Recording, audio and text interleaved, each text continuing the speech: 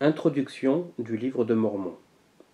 Le Livre de Mormon est un volume d'écriture sainte comparable à la Bible.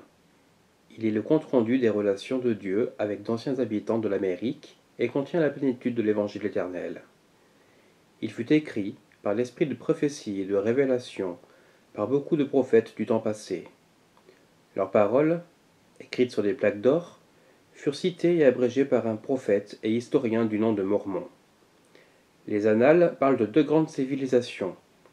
L'une vint de Jérusalem en 600 ans avant Jésus-Christ et se sépara plus tard en deux nations appelées Néphites et Lamanites. L'autre arriva beaucoup plus tôt, quand le Seigneur confondit les langues à la tour de Babel. Ce groupe porte le nom de Jarédites. Après des milliers d'années, tous furent détruits, à l'exception des Lamanites, lesquels comptent parmi les ancêtres des Indiens américains.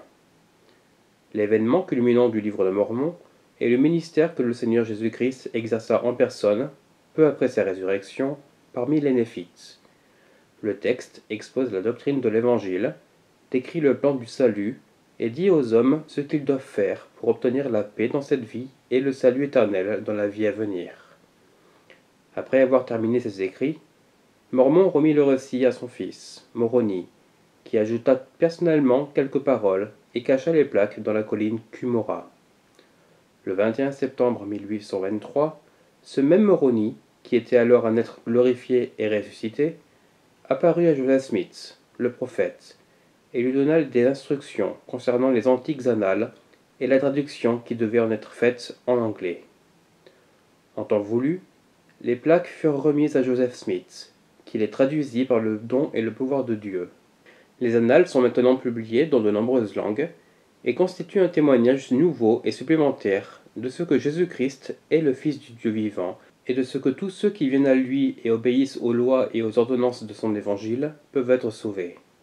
À propos de ces annales, Joseph Smith, le prophète, a dit « Je dis aux frères que le livre de Mormon était le plus correct de tous les livres de la terre et la clé de voûte de notre religion, et qu'un homme se rapprocherait davantage de Dieu en suivant les préceptes que par n'importe quel autre livre. » Le Seigneur prit des dispositions pour qu'en plus de Joseph Smith, 11 autres hommes vissent de leurs propres yeux les plaques d'or et fussent témoins spéciaux de la véracité et de la divinité du livre de Mormon.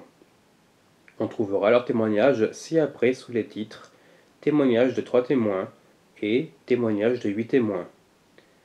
Nous invitons les hommes du monde entier à lire le livre de Mormon, à méditer dans leur cœur le message qu'il contient et à demander ensuite à Dieu, le Père éternel, au nom du Christ, si le livre est vrai.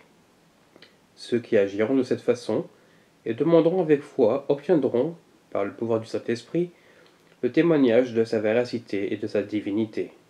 Ceux qui obtiendront ce témoignage divin du Saint-Esprit sauront aussi, par le même pouvoir, que Jésus-Christ est le Sauveur du monde, que Joseph Smith est son révélateur et son prophète en ces derniers jours, et que l'Église de Jésus-Christ des saints des derniers jours est le royaume du Seigneur établi de nouveau sur la terre pour préparer la seconde venue du Messie.